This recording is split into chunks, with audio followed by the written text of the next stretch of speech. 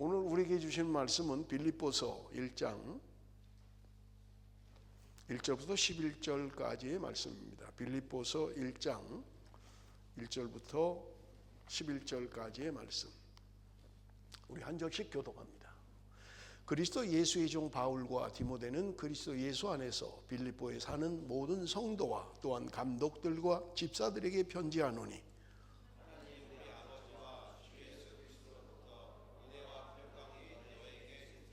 내가 너희를 생각할 때마다 나의 하나님께 감사하며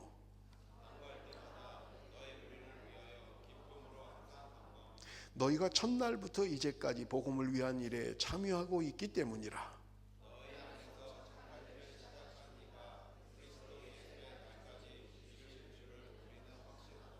내가 너희 무리를 위하여 이와 같이 생각하는 것이 마땅하니 이는 너희가 내 마음에 있음이며 나의 매임과 복음을 변명함과 확정함에 너희가 다 나와 함께 은혜에 참여한 자가 됨이라.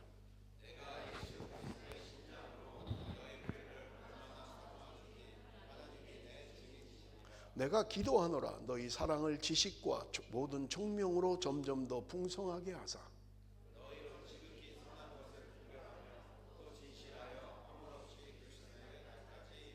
예수 그리스도로 말미암아 의의 열매가 가득하여 하나님의 영광과 찬송이 되기를 원하노라.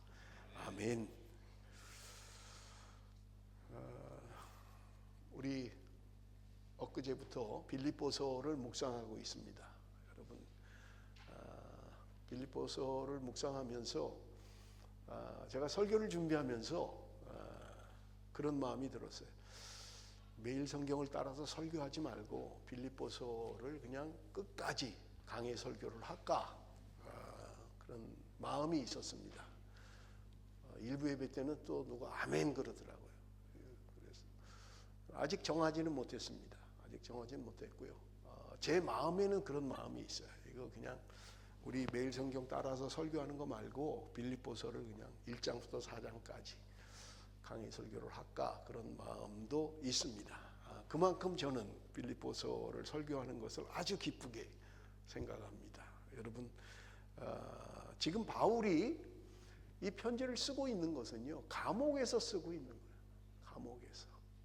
감옥에 있는 사람이 감옥 바깥에 있는 사람들에게 기뻐하라고 이야기하고 있는 것을 우리는 볼 수 있어요. 지금 오늘 본문에만 해도 바울이 16번이나 기뻐하라고 이야기하고 있는, 기뻐해라라고 이야기하고 있는 것입니다. 미래가 불확실해요. 죽음의 공포가 있습니다. 그럼에도 불구하고 지금 바울은 빌립보 교인들에게 기뻐하라라고 이야기하고 있는 거예요. 여러분, 언제 기뻐하십니까? 내가 기쁜 때는 언제예요? 여러분, 오늘 우리가 기쁨을 누리는 것은, 기쁨을 느끼는 것은 외부적이고 환경적인 것입니다. 뭔가 좀 좋아지면 뭐 새 차를 샀다든지, 집을 새로 샀다든지, 뭐 진급을 했다든지, 월급이 올랐다든지, 아팠던 몸이 건강을 회복했다든지, 이런 것들이 우리에게 기쁨을 줄 것입니다. 그런데 오늘 본문은 그런 외부적이고 환경적인 기쁨을 말하고 있는 게 아니에요. 세상이 줄 수 없는 기쁨, 그것을 이야기하고 있는 것을 우리는 볼 수 있습니다. 여러분, 세상과 다른 기쁨은 과연 무엇일까? 이게 빌립보서의 주제예요. 그래서 빌립보서는 기쁨이다라고 하는 것을 이야기하고 있는 것을 우리가 볼 수 있습니다.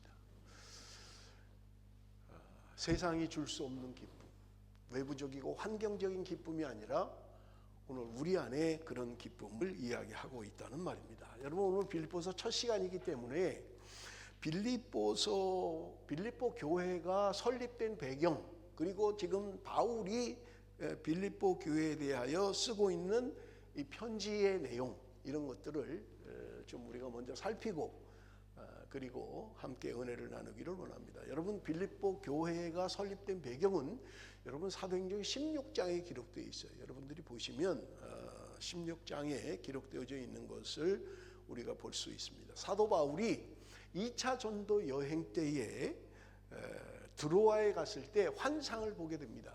마게도냐 건너편에서 건너와서 우리를 도우라라고 하는 환상을 보고 바울이 원래 계획은 1차 전도 여행 때 세워진 소아시아 교회를 돌아보는 것이었어요.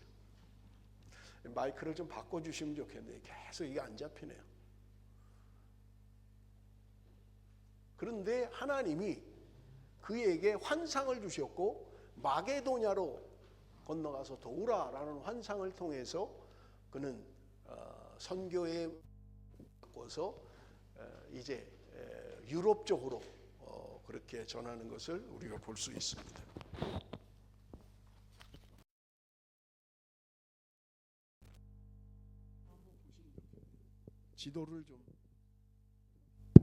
지도를 좀 보시면 좋겠어요.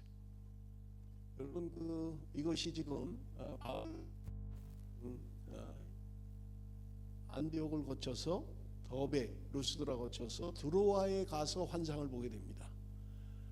그리고 이쪽이 지금 마게도냐 쪽이에요. 이쪽이 마게도냐 쪽에서 건너가서 도우라는 환상을 보고 지금 이쪽으로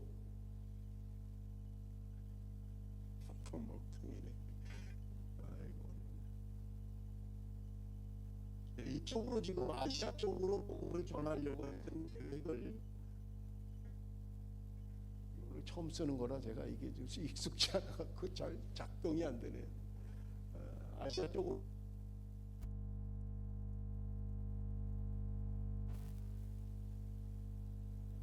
세우는 것을 우리가 볼 수 있습니다. 자, 여러분 우리 현대 지도를 좀 보겠습니다. 현대 지도로 보면 어떤지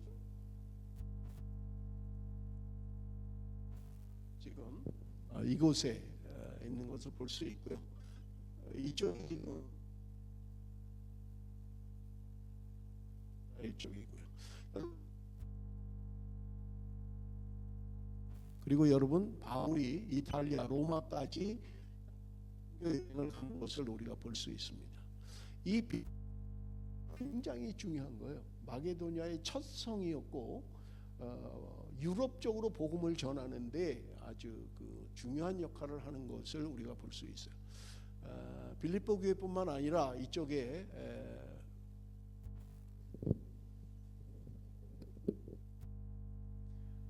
데살로니가 교회, 고린도 교회, 건너편에 에베소 교회 이런 교회들을 세운 것이 2차 전도 여행 때 세웠던 교회입니다. 여러분 말씀드린 것처럼 빌립보 교회가 세워진 것은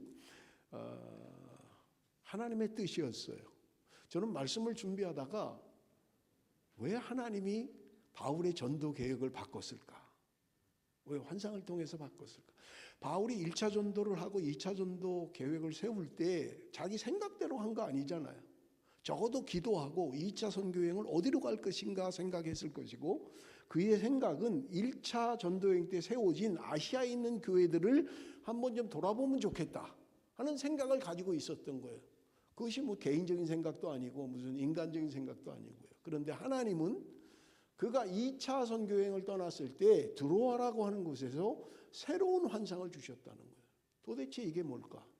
왜 하나님은 개인의 어떤 선교 비전, 선교 꿈을 바꾸셨을까라고 하는 것입니다. 여러분 굉장히 중요하지요.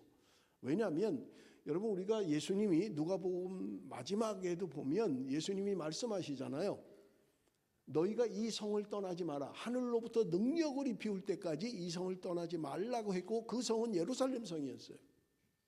그리고 사도행전에 보면 1장 8절에 주님이 말씀하셨던 거예요. 성령이 너희에게 임하시면 너희들은 예루살렘과 유대와 사마리아와 땅끝까지 복음을 전하라고 말씀하셨던 것입니다. 그리고 사도행전 2장에 그들 가운데 성령이 임했고 성령 충만했고 복음을 전하기 시작했던 거예요. 예루살렘 교회는요, 베드로가 한번 설교하면 3,000명, 5,000명씩 돌아오고 회개하는 역사가 일어났어요. 예루살렘 안에만 머물러 있었던 거예요, 복음이. 그런데 하나님이 환난을 통해서 그들을 흩으셨고 흩어진 그들은 가는 곳마다 교회를 세우고 하나님의 복음을 전했던 것입니다. 그런데 그들이 복음을 전한 것은 여전히 예루살렘을 중심으로 한 그곳이었던 거예요. 바다 건너를 가지 못했던 거예요. 그런데 주님은 분명하게 땅끝까지 복음을 전하라고 말씀하셨던 것입니다. 그 이유였던 거예요. 하나님이 새로운 환상을 주셨던 것은 내가 이제 1차 전도했던 아시아뿐만 아니라 건너가서 바다를 건너가서 너는 이제 복음을 땅끝까지 증거하라는 거예요. 그래서 바울은 드로아에서 환상을 보고 마게도냐로 건너가서 교회를 개척하는데 그 첫 교회가 빌립보 교회였다라고 하는 것을 말씀하고 있는 것을 우리가 볼 수 있습니다. 바울이 빌립보에 도착해서 세 가지 중요한 사건을 경험하게 됩니다. 그 첫 번째는 뭐냐면 두아디라 성의 자주장사, 옷감 같은 거를 파는 이런 자주장사 루디아의 회심이었던 것입니다. 바울의 복음을 듣고 이 루디아라는 자주장사가 회개를 하고 복음을 받아들입니다. 이 루디아의 집에 머물면서 선교 교두보가 생기게 됐고 그로 말미암아 복음을 전하는 일이 시작되었던 것입니다. 두 번째 사건은 뭐냐면 귀신 들린 여자아이를 고쳐준 거예요. 이 귀신 들려서 예언을 하는 거예요. 그러니까 사람들이 돈을 내고 나 앞으로 이거 개업하면 어떻게 될 거냐, 이 병이 날 거냐 안 날 거냐 이런 것들 때문에 돈을 주고 했던 거예요. 뒤에서 누군가 그걸 챙기는 사람이 있었던 거예요. 그런데 바울이 귀신 들린 여자를 귀신을 쫓아버린 거예요. 그러니까 예언을 못하는 거예요. 어떻게 미래를 이야기하지 못하는 거예요. 제가 몇 번 말씀을 드렸습니다마는 저는 군에서 경험을 했어요. 제가 거의 제대할 말쯤에 우리 그 경계하는 지역 안에 집이 하나 있었어요. 그런데 그 집에 불상을 갖다 놓고 이상한 좀 박수무당이 하나 있고 좀 이상한 곳이었어요.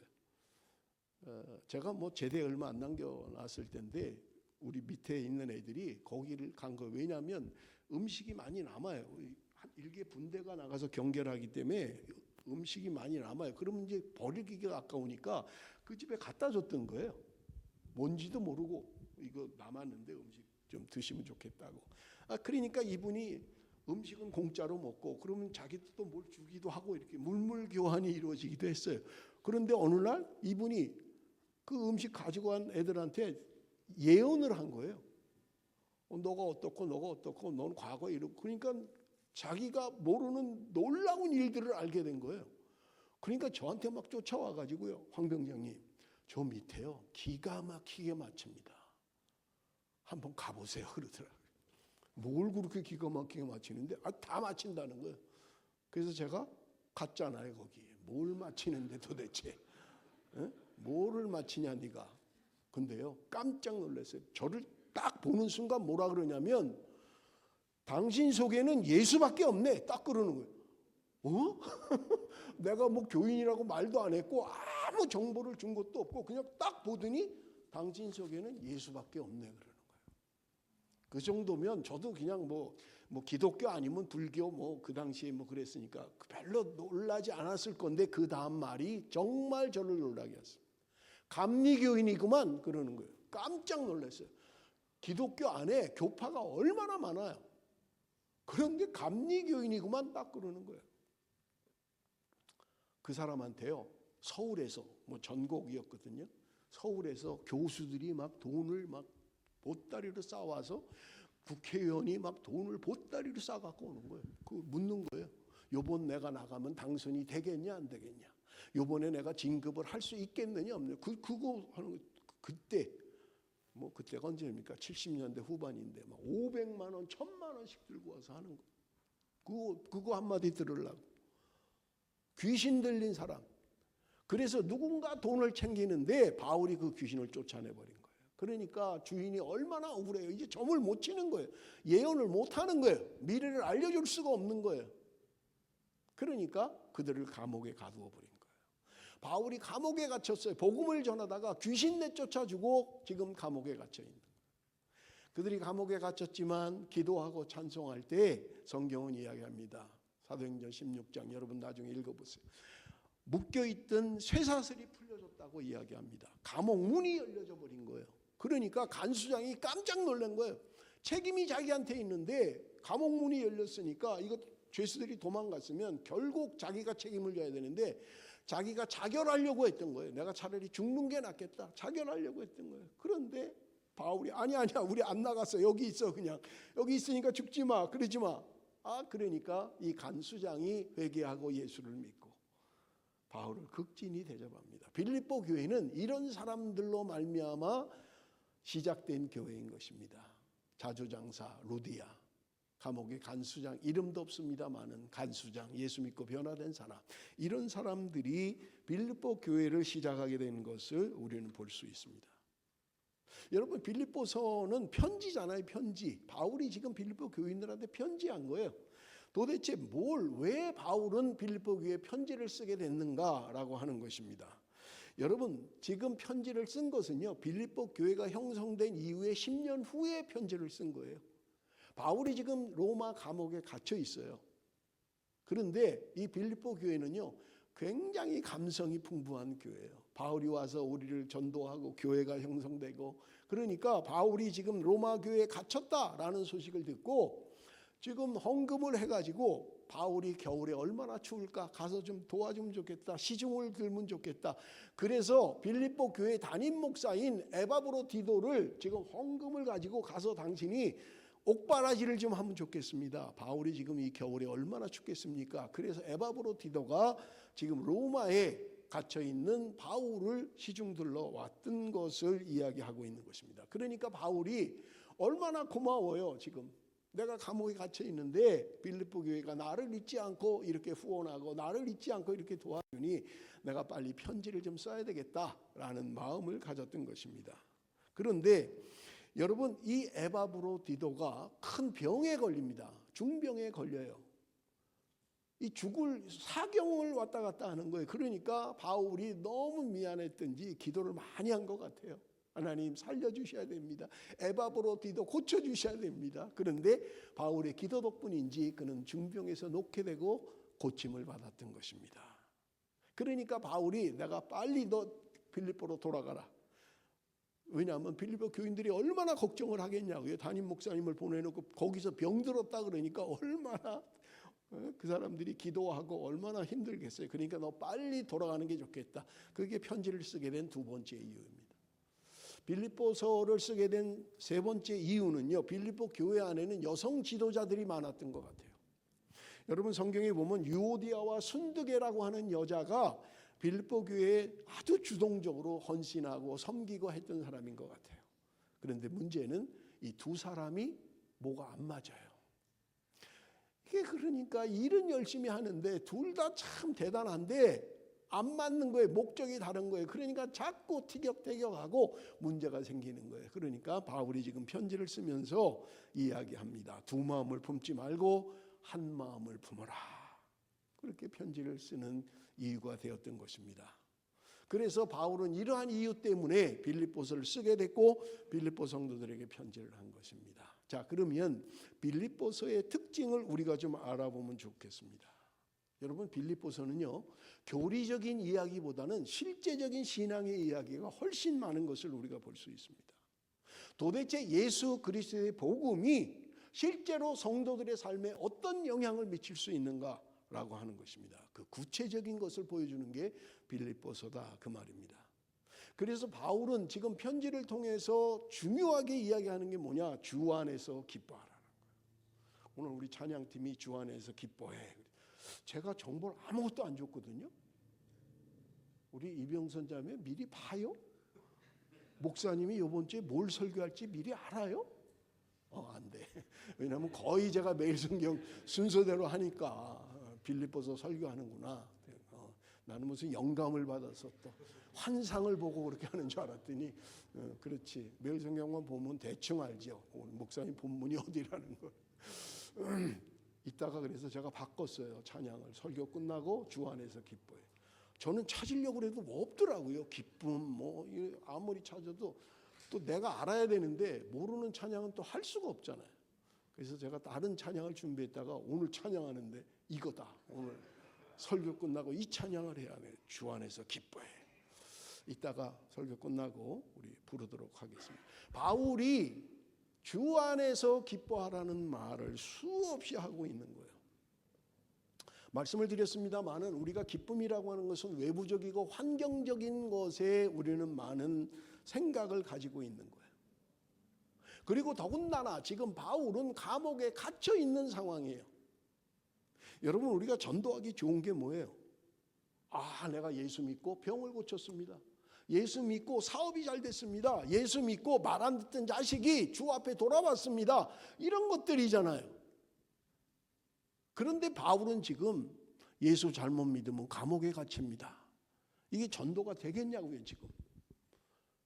그런데 바울은 지금 편지하고 있는 거예요. 주 안에서 기뻐하라. 도대체 주 안에서가 뭔데요? 어떻게 기뻐하냐고요? 외부적이고 환경적으로 기쁨이 아니라 주 안에서 기뻐하는 게 뭐냐는 말입니다. 여러분, 바울의 서신 가운데 주 안에서라는 표현이 140번이 넘어요. 도대체 바울의 신학, 바울의 신앙, 바울의 생각이 주 안에서라는 게 뭐냐는 거예요. 바울은 이야기합니다. 참된 기쁨은 외부적이고 환경적인 것이 아니라 주 안에서 기뻐하는 것입니다. 라고 이야기하고 있는 것을 우리는 볼 수 있는 것입니다. 사랑하는 성도 여러분, 기뻐하십니까? 기쁨이 있습니까? 주 안에서 기뻐하시는 게 뭔지 아십니까? 여러분, 우리는 우리의 문제가 내 안에 있는 것을 볼 수 있어요. 여러분, 우리는 환경이 변해야 기뻐한다고 생각해요. 외부적인 뭔가가 좋아지는 쪽으로 가면 기뻐한다고 생각해요. 그런데 바울은 지금 전혀 그것과 다른 걸 이야기하고 있는 거예요. 내가 감옥에 갇혀 있음에도 불구하고 나는 기뻐한다라고 하는 거예요. 자신만 기뻐하는 게 아니라 밖에 있는 빌립보 교회 성도들을 향하여 너희는 주 안에서 기뻐하라고 이야기하고 있는 것입니다. 그러면 이게 추상적인 게 아니잖아요. 뭔 생각으로 관념적으로 하는 말이 아니잖아요. 나는 정말 환경적인 게 아니라 나는 뭔가 주님 안에서의 기쁨이 있어. 그러니까 그걸 이야기하고 있는 거잖아요. 내가 비록 감옥에 갇혀 있지만 환경이 너무 안 좋지만 그럼에도 불구하고 내가 기뻐할 수 있는 것은 내가 감옥에 있다 할지라도 나는 주 안에 있기 때문에 기뻐한다라고 이야기하고 있는 거잖아요. 그런데 우리의 신앙의 문제는 환경을 자꾸 생각하는 거예요. 뭔가 환경이 좋아지면 기뻐하고 환경이 나빠지면 슬퍼하고, 이것이 우리의 신앙의 허점인 것을 우리는 볼 수 있는 것입니다. 여러분, 이 편지를 쓴 바울을 보십시오. 그는요, 사도행전 9장에 보면 위협과 살기가 등등했다고 이야기하고 있습니다. 그가 예수 믿는 사람들을 잡아서 감옥에 가두기 위해서, 예수 믿는 사람들을 핍박하기 위해서 위협과 살기가 등등했던 사람이 바울이라고 이야기하는 거예요. 그런데 그가 다메섹 도상에서 예수 그리스도를 만났을 때 그는 주 안에서 기쁨과 평안을 누릴 수 있었던 거예요. 그러니 바울이 지금 빌립보 성도들에게, 그리고 현대를 사는 저와 여러분에게 주 안에서 기뻐하라고 이야기하고 있는 것입니다. 교육자들은, 교육의 선구자인 존 듀이가 이야기했잖아요. 환경이 바뀌면 사람은 선하게 된다는 거예요. 도둑질하는 사람이 뭔가 궁핍하니까, 뭔가 부족하니까 그 문제만 해결해 주면 그 사람은 도둑질 안 할 거야 라고 하는 거예요. 환경이 바뀌면 사람은 선해지든가요? 여러분, 얼마나 살기가 좋아졌습니까? 강력 범죄가 줄어들고 있나요? 제가 한국에서 지하철을 만들 때요, 길을 파야 되고 그러니까 얼마나 불편해요, 사람들이. 그러니까 광고를 했어요. 지하철만 완공되면 우리는 평안하게, 편안하게 출퇴근하게 될 것입니다. 지하철 생겨서 편안해졌나요? 저는 한국 가면요, 지하철 타는 게 고통이에요. 막 밀려요. 아침 출퇴근 시간에는요, 가만히 있어도 막 밀려 들어가는 게, 사람들이 그 안에서 막 빡빡하게 있는 거예요. 더 좋아졌나요? 여러분, 지금 우리가 살아가는 이 세상이 100년 전, 200년 전보다 얼마나 살기 좋은 세상이 됐습니까? 얼마나 먹을 게 많아졌습니까? 그래서 행복한가요? 그래서 기쁨이 있나요? 그래서 강력 범죄가 줄어들었나요? 여러분, 기쁨은 우리 환경의 문제가 아니라는 말입니다. 주 안에 있을 때 기뻐할 수 있다고 이야기하고 있는 것입니다. 내 속사람이 새로워지지 않으면요, 여러분, 우리는 변화되지 않아요. 환경의 문제가 아니에요. 환경이 좋아진다고 달라지지 않는다는 말입니다. 자, 그러면 바울이 이야기하는 주 안에서라는 말은 도대체 무슨 말이에요? 어디 있어야 주 안이라는 거예요? 어디 있어야 주 안에서 말은 할 수 있잖아요. 우리 많이 들었고 주 안에서 기뻐하라. 주 안이 어딘데? 그걸 알아야 기뻐할 거 아니에요. 주 안이 도대체 어디예요? 내가 주님 안에 있는 것, 주님이 내 안에 있는 것, 그게 뭐예요? 내가 어떻게 주님 안에 있어요? 여러분, 성경이 말하고 있는 것을 우리 추적을 하겠습니다. 요한일서 3장 24절 우리 한번 다 같이 읽습니다. 다 같이 시작.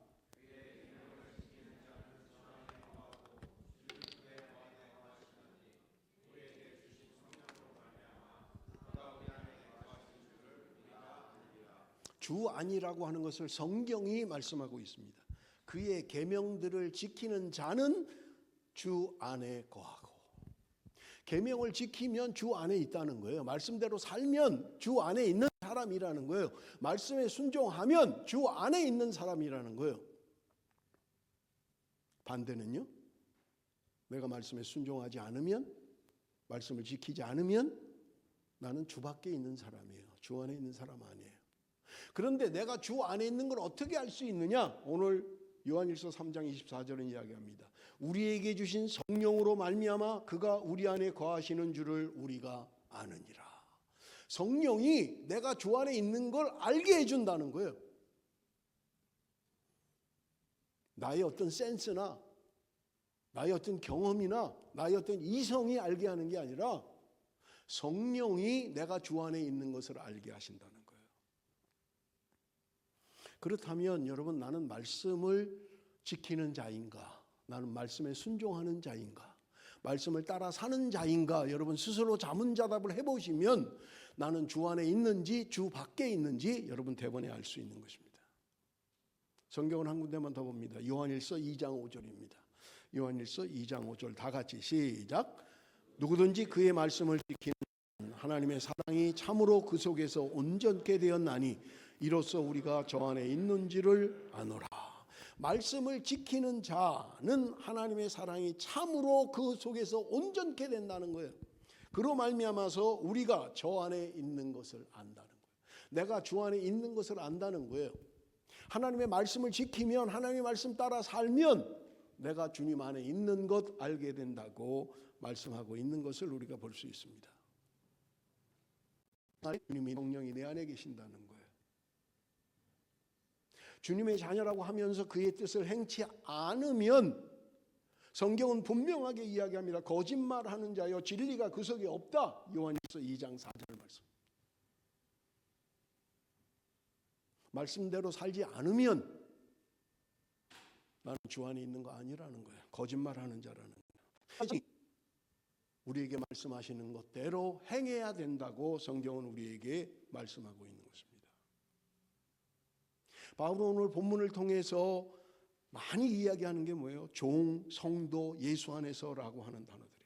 1절에 우리 읽었잖아요. 그리스도 예수 안에서 빌립보에 사는 모든 성도와 또는 감독들과 집사들에게, 모든 성도들에게 이야기합니다.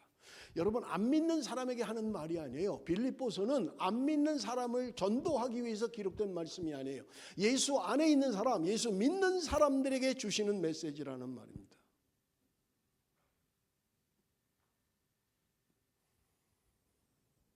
나는 그리스도인인가?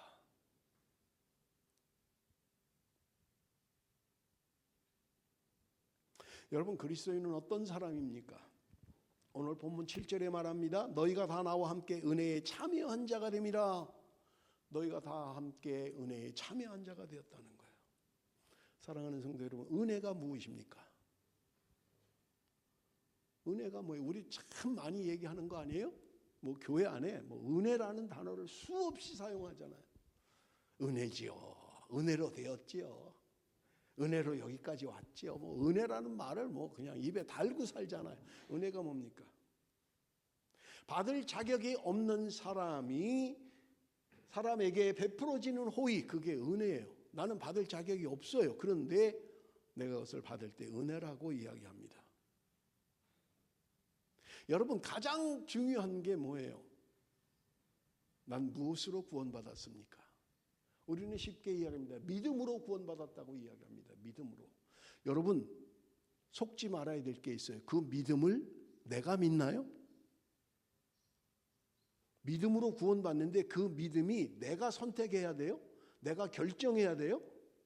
여러분 이것은요 이단이에요. 알미니안이라는 이단이에요. 여러분 내가 믿음으로 구원받을 수 있어요? 내가 믿을 수 있냐고요? 그러면 묻겠습니다. 홍해가 갈라진 게 믿어져요? 여리고 성이 7바퀴 도니까 무너졌다. 죽은 자가 살아났다. 믿어지십니까? 내 이성과 논리로 믿을 수 있어요? 불가능해요. 어떻게 정상적이라면 이게 믿어져요? 혹시 믿어지는 사람은 나는 믿어졌다 처음부터. 그런 사람은 저한테 와서 저한테 좀 알려주십시오. 어떻게 해서 믿게 돼? 저는 못 믿었으니까요. 말도 안 돼. 이거 참네. 아니 뭐 지팡이 한 번 했다고 그 홍해가 갈라져? 바다가? 이거 참네. 아니 그거 돈다고 그게 무너져? 그 무슨 그 전설 따라 삼천리 같은 소리를 하는 거야. 여러분 내가 믿었다. 내가 알아보고 연구해서 내가 선택했다. 그래서 나는 예수를 나의 구주로 믿었다 하는 사람 있으면 말해보라고요. 우린 불가능해요. 그렇게 믿을 수 있는 사람은 없어요 이 땅에. 정상적인 사고를 한다면 불가능하다고요. 그런데 여러분 제가 믿고 있고 여러분이 믿고 있잖아요 지금. 그 말도 안 되는 홍해가 갈라졌다는 걸 믿고 있잖아요. 여리고성이 무너졌다는 걸 믿고 있잖아요. 죽었던 나사로가 살아났다는 것을 우리가 믿고 있잖아요. 이 믿음은 뭐예요 도대체? 어디서 온 거예요?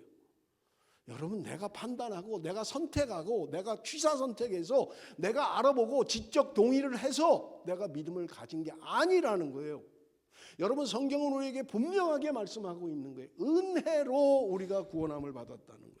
에베소서 2장 8절에 너희가 그 은혜를 인하여 믿음으로 말미암아 구원을 얻었나니 이것이 너희에게서 난 것이 아니요 하나님의 선물이다. 내가 구원받은 것은요 내가 취사 선택해서 알아보고 비교해보고 그래서 내가 예수 믿을 만하네 한 게 아니라고요. 그렇게 믿을 수가 없어요. 하나님이 나에게 선물로 주신 거예요. 그래서 그 말도 안 되는 이야기가 믿어지고 지금 내가 믿고 있고 하나님이 하신 걸 믿습니까? 그러면 아멘 하는 거예요. 여러분 우리가 선택할 수 있는 거 아무것도 없어요. 여러분 내가 믿는 것에 내가 어떤 노력이 수반되는 거라면 여러분 그것은 선물이 아니에요. 그건 삭시예요. 대가라고요. 출애굽기 3장 7절에 내가 애굽에 있는 내 백성의 고통을 정령히 보고 400년 동안 애굽에 살던 이스라엘 백성들을 하나님이 말씀하시는 거예요. 내 백성의 고통을 정령히 보았다라고 이야기합니다.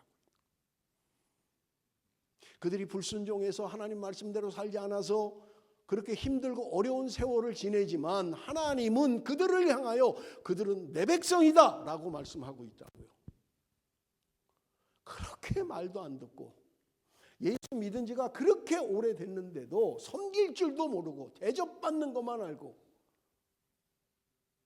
아니에요? 그들을 향하여 하나님이 말씀하시는 게 내 백성이다 라고 말씀하고 있다고요. 그렇게 말 안 듣는데 참 목사가 보면 참 답답할 때 많아요. 어떻게 예수를 저렇게 믿을까? 어떻게 저렇게 오랜 세월 예수를 믿었다고 하면서 저렇게밖에는 못할까 하는 사람들 많아요. 그냥 목사로서 얘기입니다. 얘기를 안 해서 그렇죠. 목사님들은 아실 거예요.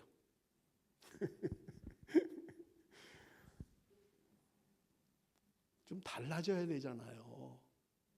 그렇게 예수를 오래 믿었으면 좀 달라져야죠. 생각이 달라지고 행동이 달라지고. 하나님이 오늘 저와 여러분을 은혜로 하나님의 백성을 삼으시고 하나님의 자녀 삼으셨다는 거예요. 나의 어떤 대가가 아니라 나의 어떤 조건이 아니라 하나님의 은혜로 저와 여러분을 하나님의 자녀 삼으셨다고 이야기하고 있는 것입니다. 여러분 이 놀라운 은혜, 이 놀라운 특권 여러분 얼마나 감사합니까?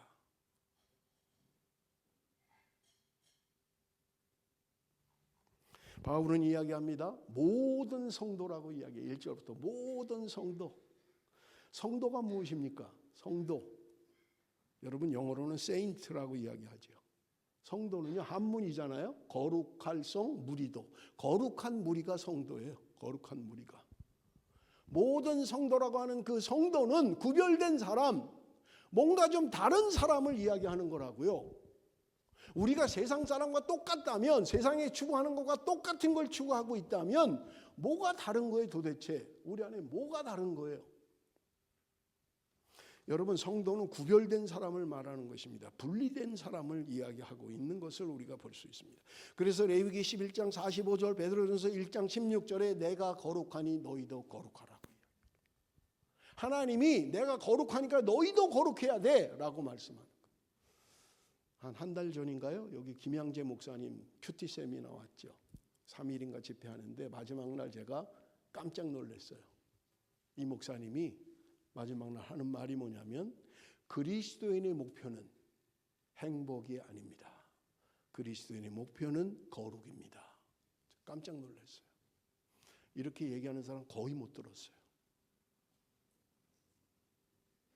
오늘 그리스도인의 삶의 분명한 목표는 뭐냐? 내가 이 땅에서 잘 먹고 잘 사는 행복이 아니라 내가 이 땅에서 하나님을 닮아가는 거룩한 삶을 사는 것, 그것이 그리스도인의 목표라는 거예요. 사랑하는 성도 여러분, 나는 주님을 닮아서 얼마나 거룩해져 가고 있습니까? 로마서 12장 1절 우리 한번 같이 읽어봅니다. 다 같이 읽습니다. 시작. 로마서 12장 1절이요. 예. 다 같이 읽습니다. 시작.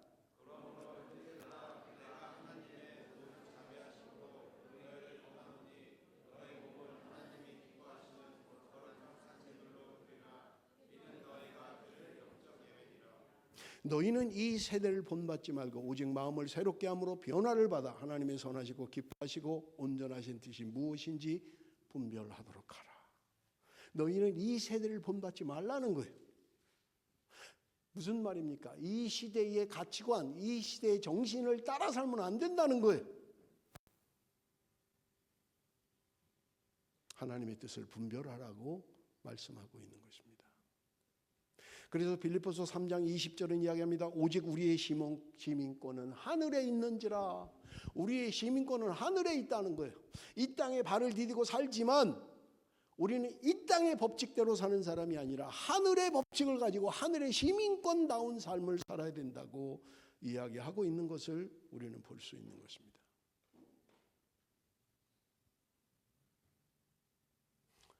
나는 그리스도인인가? 나는 은혜로 말미암아 세상으로부터 구원받았는가? 그렇다면 나는 구별된 삶을 살고 있는가 하는 것입니다. 여러분 적어도 내가 그리스도인입니다. 나는 예수를 믿습니다. 라고 고백할 수 있다면 여러분 자유함을 누려야만 하는 것입니다. 세상이 주는 기쁨이 아니라 환경적이고 외부적인 기쁨이 아니라 세상이 줄 수 없는 기쁨, 그것을 누리며 살아야 된다는 거예요. 그런데 평생을 예수 믿고 살아가면서도 세상이 줄 수 없는 기쁨이 뭔지를 모르신다면 여러분 나는 어떤 예수를 믿고 있는 것입니까? 적어도 우리의 삶의 원리가 세상의 가치관, 세상의 목표를 따라 사는 거라면 나는 그리스도인인가? 다시 점검해야만 합니다. 남이 볼 수 없는 것을 볼 수 있기를 바랍니다. 남이 들을 수 없는 것을 듣기를 바랍니다. 바울이 지금 자신을 빌립보서에서 이야기하는 그 뭐예요? 1절에 나는 그리스도 예수의 종이라고 이야기하고 있습니다. 종. 뭐 요즘은 종이 별로 없죠.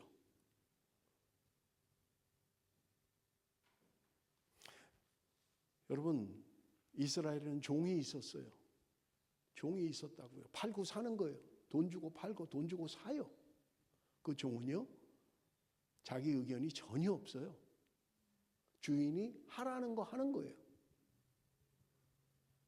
그래서 이야기하잖아요. 내가 하루 종일 들에 나가서 나무하고 일하고 애를 쓰고 저녁에 왔는데 주인이 야, 나 저녁 먹어야 되니까 얼른 저 부엌에 가서 밥 차려. 그럼 우리는 어떻게 하시겠어요? 아니 주인이요, 이거 좀 너무한 거 아닙니까? 종도 인권이 있는 거 아니에요? 아니 그래 나 하루 종일 일하고 하는데 또 밥 차리라고요? 아니 이 안에 놀고 있는 놈들 좀 시키지 왜 나 하루 종일 일한 나를 시킵니까? 라고 하지 않겠냐는 거예요. 성경은 이야기합니다. 그렇게 못한다는 거예요. 무익한 종이라는 거예요. 명한 대로 하였다고 종에게 살해하겠느냐? 말씀하시는 거예요. 그렇다면 종에게는요, 하라면 하는 것밖에 없는 거예요. 그 말은 뭐냐? 나는 그리스도의 절대 소유권, 나는 주님의 것이다 라고 하는 것이라는 거예요. 내게 주신 건강, 내게 주신 생명, 내게 주신 재산, 내 모든 것 주님의 것입니다. 내 것이 아닙니다. 여러분, 종은 계약에 의해서 종이 됐어요. 그렇지만 종 중에는 자기가 스스로 종이 되는 사람이 있어요. 6년을 종살이하면 7년째 놔줘야 돼요. 그런데 7년이 됐는데 나는 주인이 너무 좋습니다. 나는 그냥 평생 종으로 살겠습니다. 그럼요, 송곳을 가지고 귀를 뚫어요. 그 사람은 그 주인의 영원한 종입니다. 계약 관계가 아니에요. 일부 예배 때도 귀걸이 하신 분이 있던데 제가 잘 못 보겠네요. 귀걸이 하신 분은 누구의 종입니까? 원승희 집사님 귀걸이 하신 것 같네요. 나는 뚫은 게 아닙니다.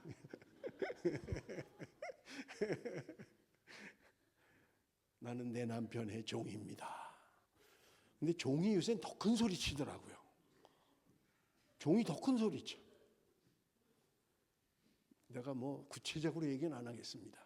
어떤 여자들이 그러더라고요. 하여튼 남자를 쥐잡듯이 잡는 거예요. 그냥. 자기가 종인데 귀걸이는 하지 말든지. 조수진 집사님도 귀걸이가 반짝반짝 보이네. 신영철 집사님의 종입니까?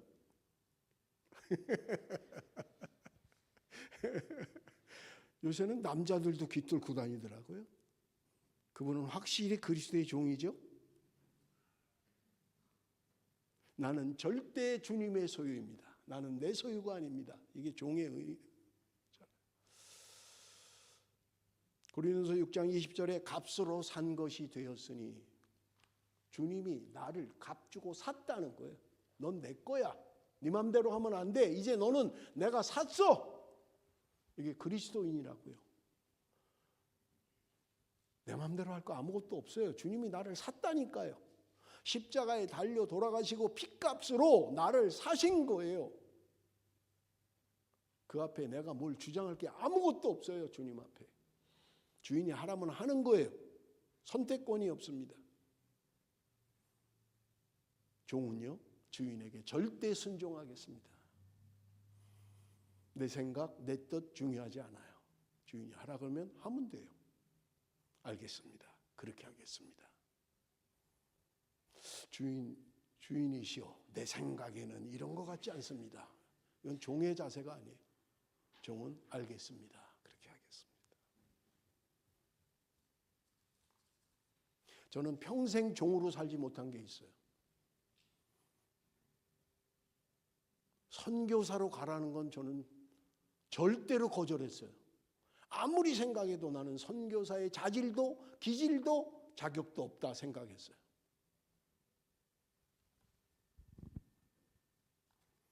그런데 돌아와서 생각을 하니 너 내가 가래도 안 갈래?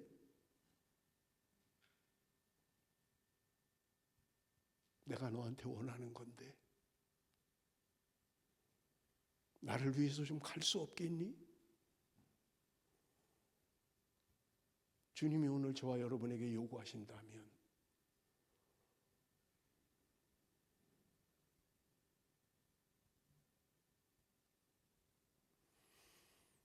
여러분, 우리는 종입니다. 종으로 살아야 합니다. 절대 순종으로 살아야만 합니다. 주님의 절대 소유가 있습니다. 내가 기뻐하는 것은 환경적이고 외부적인 게 아니라 주님이 주시는 기쁨, 세상이 줄 수 없는, 세상이 알 수 없는 그 기쁨, 그것이 그리스도인의 살아가는 원리라는 말입니다. 사랑하는 성도 여러분, 언제까지 내가 나를 주장하며 오히려 주님을 종으로 여기며 그렇게 살아가시겠습니까? 이제부터라도 내가 주님의 종으로 살겠습니다. 주님이 원하는 삶을 살겠습니다. 이 세대를 본받지 않고 이 세대의 가치관과 이 시대의 목표를 따라 사는 것이 아니라 예수 그리스도 그분을 따라 사는 주 안에서 기쁨을 누리며 살겠습니다. 내 뜻 버리고 주님의 뜻으로 살아가야만 합니다. 내 감정 버리고 예수의 심장으로 살아야 된다고 성경은 말씀하고 있는 것입니다.